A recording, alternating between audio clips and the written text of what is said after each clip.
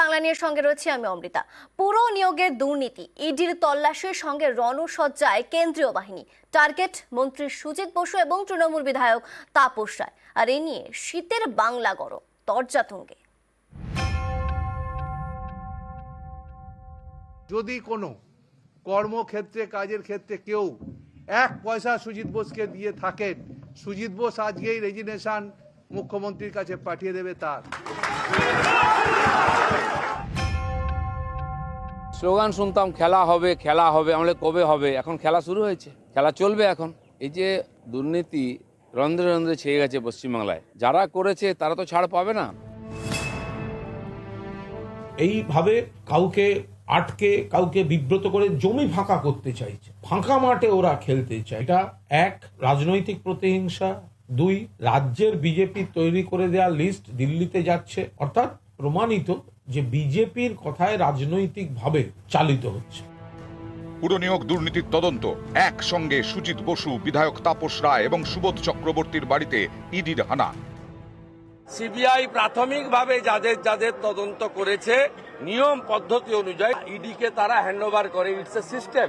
তাদের কাছে মেটেরিয়াল পেয়েছে বলেই এনফোর্সমেন্ট ডাইরেক্টরেট আজকের পূর্ণ দিনে পূর্ণ কাজ করতে ভোর ভোর বেরিয়ে পড়েছে। ব্যাগ গোছানো শুরু করুন, সঙ্গে শীতের জিনিসও রাখবেন। শীতের পোশাক আমি নিশ্চয়ই কালকে নেবো। কালকে গঙ্গাসাগরে যাচ্ছি 4 দিনের জন্য, ঠান্ডা আছে, আমাকে নিয়ে যেতে হবে।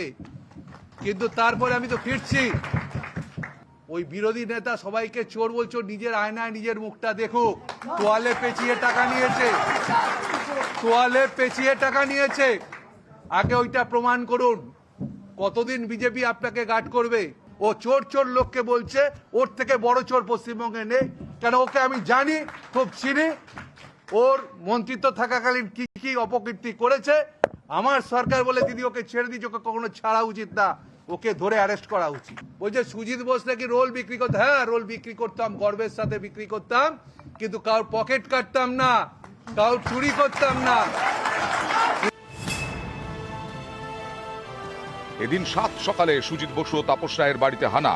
শ্রীভূমিতে দমকল মন্ত্রী সুজিত রায়ের 2টি বাড়ি এবং বউবাজারের তৃণমূল বিধায়ক তাপস রায়ের বাড়িতে পৌঁছয় ইডি।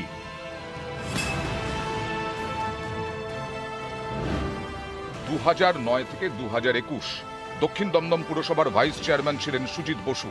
বেআইনি নিয়োগ নিয়ে তিনি কিছু জানেন কিনা খতিয়ে দেখতে চায় ইডি।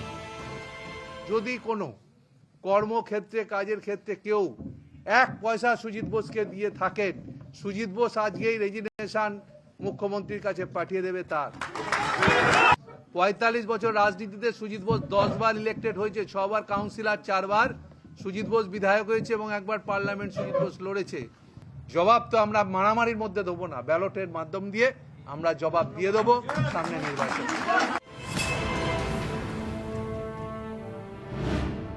পুরনিয়োগ দুর্নীতিতে বরানগরের পুরপ্রধান অপর্ণা মৌলিককে একাধিকবার জিজ্ঞাসাবাদ করেছে ইডি।